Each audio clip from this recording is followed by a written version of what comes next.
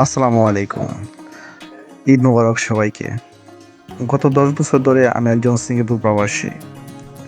এই যে দেখতেছেন, এটা হচ্ছে আমাদের হাউসের পাশেই আমাদের বাংলাদেশীদের একটা ঈদের বড় জামাত। খোলা একটা জায়গায় আমরা জামাতের আয়োজন করি। আমরা শুধুমাত্র বাংলাদেশীরা এই জামাতে অংশগ্রহণ করি। সো সিঙ্গাপুর বা বিশ্বের অন্যান্য দেশে যারা প্রবাসীরা আছে, তাদের কাছে ঈদ মানেই সামান্য একটা আয়োজন, এর বেশি কিছু না।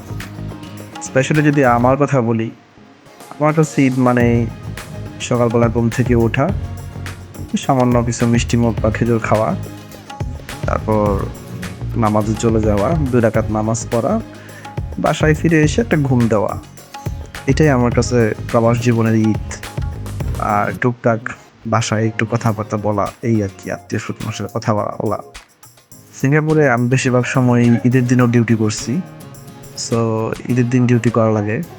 এরকম হয়, দেখা গেছে ১০টা ঈদের মধ্যে ৫টা ঈদে আমার ডিউটি ছিল।